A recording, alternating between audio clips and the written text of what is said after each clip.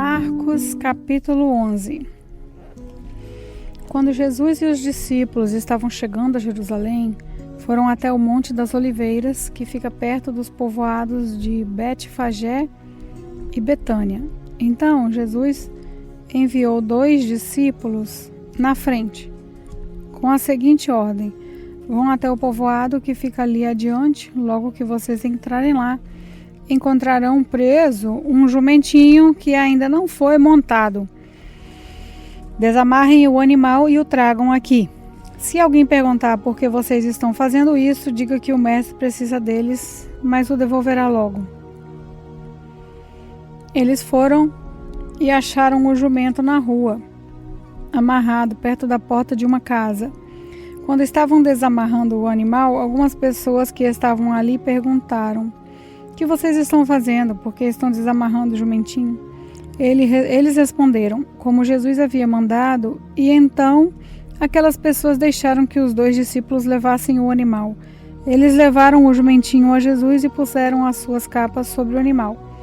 Em seguida, Jesus o montou. Muitas pessoas estenderam as suas capas no caminho e outras espalharam no caminho ramos que tinham cortado dos campos. Tanto os que iam na frente como os que vinham atrás começaram a gritar: Hosana a Deus! Que Deus abençoe aquele que vem em nome do Senhor. Que Deus abençoe o reino de Davi, o nosso Pai, o reino que está vindo. Hosana a Deus nas alturas do céu. Jesus entrou em Jerusalém, foi até o templo e olhou tudo em redor, mas como já era tarde, foi para o povoado de Betânia com os 12 discípulos. No dia seguinte, quando eles estavam voltando de Betânia, Jesus teve fome. Viu de longe uma figueira cheia de folhas e foi até lá para ver se havia figos. Quando chegou perto, encontrou somente folhas, porque não era tempo de figos. Então disse à figueira: que nunca mais ninguém coma das suas frutas. E os seus discípulos ouviram isso. Quando Jesus e os discípulos chegaram a Jerusalém, ele entrou no pátio do templo e começou a expulsar todos os que compravam e vendiam naquele lugar. Derrubou as mesas dos que trocavam dinheiro e as cadeiras dos que vendiam pombas, e não deixava ninguém atravessar o pátio do templo carregando coisas.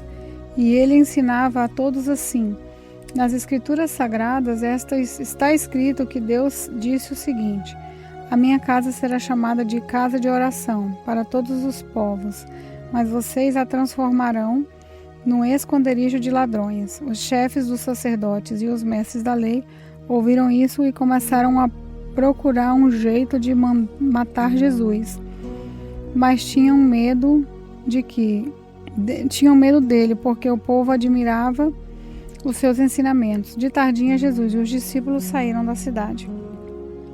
No dia seguinte de manhã cedo, Jesus e os discípulos passaram perto da figueira e viram que ela estava seca desde a raiz. Então Pedro lembrou do que havia acontecido e disse a Jesus: olhe, mestre, a figueira que o Senhor amaldiçoou ficou seca. Jesus respondeu: tenham fé em Deus. Eu afirmo a vocês que isso é verdade. Vocês poderão dizer a este monte: levante-se e jogue-se no mar. Se não duvidarem no seu coração, mas crerem que vai acontecer o que disseram, então isso será feito. Por isso eu afirmo a vocês: quando vocês orarem e pedirem alguma coisa, creiam que já receberam, e assim tudo lhes será dado. E quando estiverem orando, perdoem os que ofenderam, para que o Pai de vocês que está no céu perdoe as ofensas de vocês. Se não perdoarem os outros, o Pai de vocês que está no céu também não perdoará as ofensas de vocês. Depois voltaram para Jerusalém. Quando Jesus estava andando pelo pátio do templo, chegaram perto dele os chefes dos sacerdotes, os mestres da lei e os líderes dos judeus, que estavam ali, e perguntaram: com que autoridade você faz essas coisas? Quem lhe deu autoridade para fazer isso? Jesus respondeu: eu também vou fazer uma pergunta a vocês. Se me derem a resposta certa, eu direi com que autoridade faço essas coisas. Respondam: quem deu autoridade a João para batizar? Foi Deus ou foram pessoas? Aí eles começaram a dizer uns aos outros: se dissermos que foi Deus, ele vai perguntar: então por que vocês não creram em João? Mas se dissermos que foram pessoas, ai de nós. Eles estavam com medo do povo, pois todos achavam que de fato João era profeta, por isso responderam: não sabemos. Então eu também não digo com que autoridade faço essas coisas, diz Jesus. Marcos capítulo 12.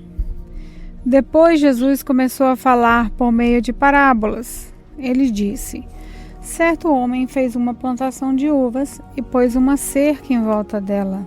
Construiu um tanque para pisar as uvas e fazer vinho, e construiu uma torre para o vigia. Em seguida arrendou a plantação para alguns lavradores e foi viajar. Quando chegou o tempo da colheita, o dono enviou um empregado para receber sua parte. Mas os lavradores agarraram o empregado, bateram nele e o mandaram de volta sem nada.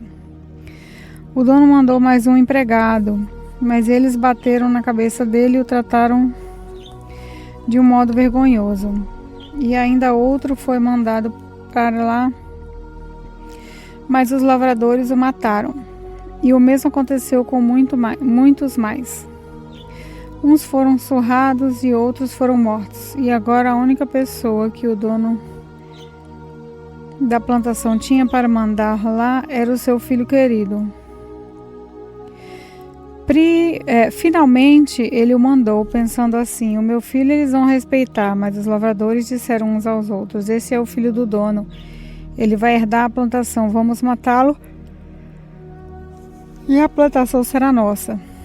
Então agarraram o filho e o mataram e o jogaram o corpo fora da plantação. Aí Jesus perguntou: e agora, o que o dono da plantação vai fazer? Ele virá, matará aqueles homens e entregará a plantação a outros lavradores? Vocês não leram o que as Escrituras Sagradas dizem? A pedra que os construtores rejeitaram veio a ser a mais importante de todas. Isso foi feito pelo Senhor. E é uma coisa maravilhosa. Os líderes judeus sabiam que a parábola era contra eles e quiseram prender Jesus. Mas tinham medo do povo, por isso deixaram Jesus em paz e foram embora. Depois mandaram que alguns fariseus e alguns membros do partido de Herodes fossem falar com Jesus a fim de conseguirem alguma prova contra ele. Eles chegaram e disseram: mestre, sabemos que o Senhor é honesto e não se importa com a opinião dos outros. O Senhor não julga pela aparência, mas ensina a verdade sobre a maneira de viver que Deus exige. Diga, é ou não é contra a nossa lei pagar imposto ao imperador romano? Devemos pagar ou não? Mas Jesus percebeu a malícia deles e respondeu: por que é que vocês estão procurando uma prova contra mim? Tragam uma moeda para eu ver. Então trouxeram, e ele perguntou: de quem são os nomes e a cara que estão gravados nessa moeda? Eles responderam: são do imperador. Então Jesus disse: deem ao imperador o que é do imperador, e deem a Deus o que é de Deus. E eles ficaram admirados com Jesus. Alguns saduceus, os quais afirmam que ninguém ressuscita, chegando perto de Jesus e disseram: mestre, Moisés escreveu para nós a seguinte lei: se um homem morrer e deixar sua esposa sem filhos, o irmão dele deve casar com a viúva para terem filhos que serão considerados filhos do irmão que morreu. Acontece que havia 7 irmãos. O mais velho casou e morreu sem deixar filhos. O segundo casou com a viúva e morreu sem deixar filhos. Aconteceu a mesma coisa com o terceiro. Afinal, os 7 irmãos casaram com a mesma mulher e morreram sem deixar filhos. Depois de todos eles, a mulher também morreu. Portanto, no dia da ressurreição, quando todos os mortos tornarem a viver, de qual dos 7 a mulher vai ser esposa? Pois todos eles casaram com ela. Jesus respondeu: como vocês estão errados, não conhecem nem as Escrituras Sagradas nem o poder de Deus.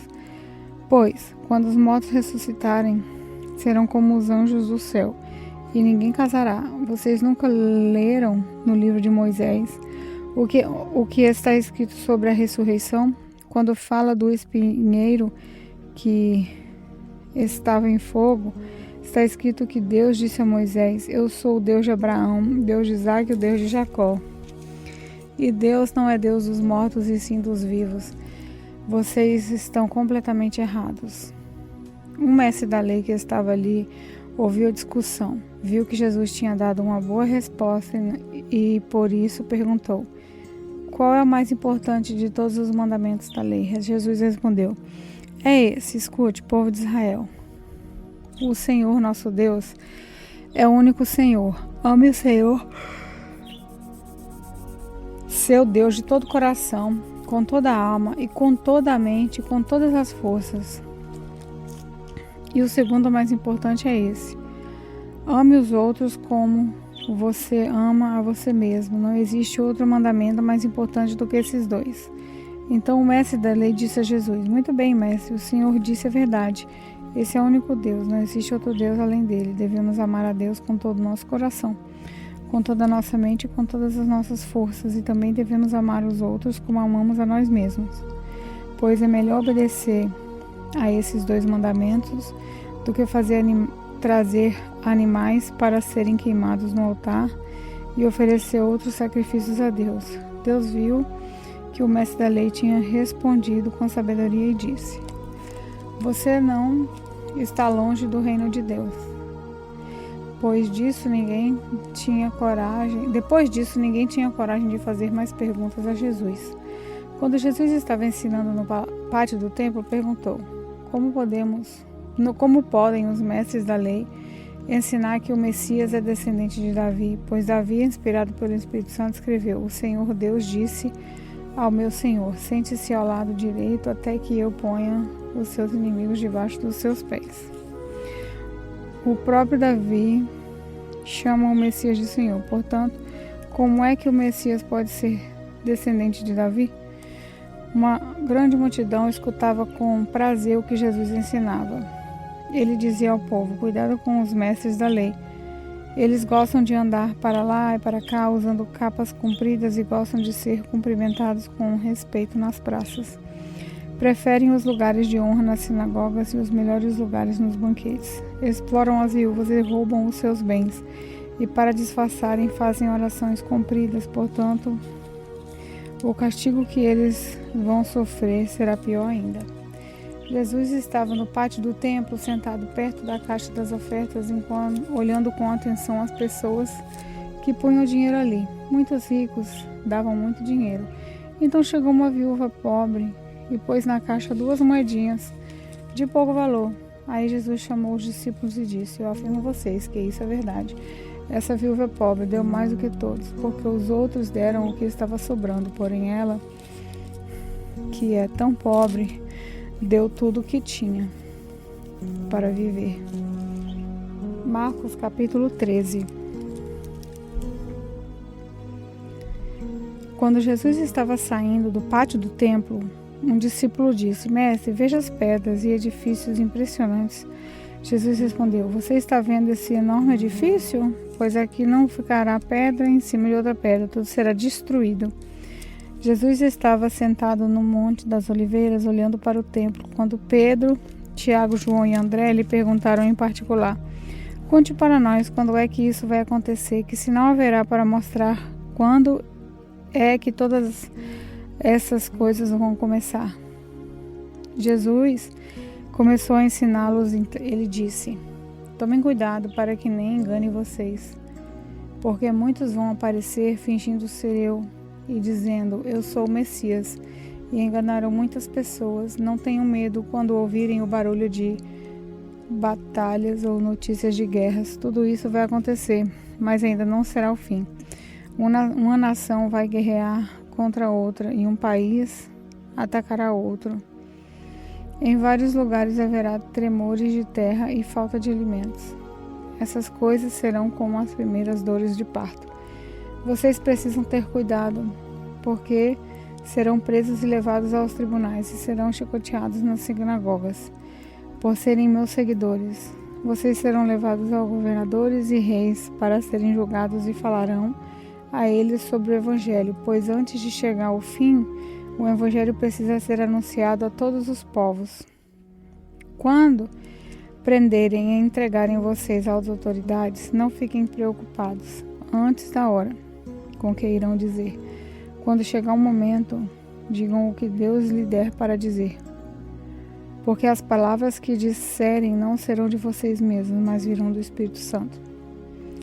Muitos entregarão seus próprios irmãos para serem mortos, e os pais entregarão os filhos, e os filhos ficarão contra os pais, e os matarão. Todos odiarão vocês por serem meus seguidores, mas quem ficar firme até o fim será salvo. E Jesus continuou: vocês verão o grande terror no lugar onde não deveria estar. Que o leitor entenda o que isso quer dizer. Então, os que estiverem na região da Judeia, que fujam para os montes. Quem estiver em cima da sua casa no terraço, que fuja logo e não entre para pegar nada. E quem estiver no campo, que não volte para casa a fim de buscar suas roupas. Ai das mulheres grávidas e das mães com criancinhas naqueles dias. Orem a Deus para que isso não aconteça no inverno, porque naqueles dias haverá um sofrimento tão grande como nunca houve desde que Deus criou o mundo, e nunca mais acontecerá uma coisa igual. Porém, o Senhor diminuiu esse tempo de sofrimento, que se não fosse assim, ninguém seria salvo. Mas por causa do povo de Deus, que Deus escolheu para salvar, esse tempo já foi diminuído. Portanto, se alguém dizer para você: vejam, o Messias está aqui, ou o Messias está ali, não acreditem, porque aparecerão falsos profetas e falsos messias que farão milagres e maravilhas para enganar, se possível, até o povo escolhido de Deus. Prestem atenção. Eu estou lhes dizendo tudo isso antes que aconteça. Jesus disse: depois daqueles dias de sofrimento, o sol ficará escuro e a lua não brilhará mais. As estrelas cairão do céu e os poderes do espaço serão abalados. Então o Filho do Homem aparecerá descendo nas nuvens com grande poder e glória. Ele mandará os anjos aos 4 cantos da terra e reunirá os escolhidos de Deus de um lado do mundo até o outro. Jesus disse ainda: aprendam a lição que a figueira ensina. Quando seus ramos ficam verdes, as folhas começam a brotar. Vocês sabem que está chegando o verão. Assim também, quando virem acontecer essas coisas, fiquem sabendo que o tempo está perto, pronto para começar. Eu afirmo a vocês que isso é verdade. Essas coisas vão acontecer antes de morrerem todos os que agora estão vivos. O céu e a terra desaparecerão, mas as minhas palavras ficarão para sempre. E Jesus terminou dizendo: mas ninguém sabe nem o dia nem a hora em que tudo isso vai acontecer, nem os anjos do céu, nem o Filho, mas somente o Pai. Vigiem e fiquem alertas, pois vocês não sabem quando chegará a hora. Será como um homem que sai de casa e viaja para longe, mas antes de ir, dá ordens, distribui o trabalho entre os empregados e manda o porteiro ficar de vigia. Então vigiem, pois vocês não sabem quando o dono da casa vai voltar, se será à tarde ou à meia-noite, ou de madrugada ou de manhã. Se ele chegar de repente que não encontre vocês dormindo, o que eu lhes digo a todos: fiquem vigiando.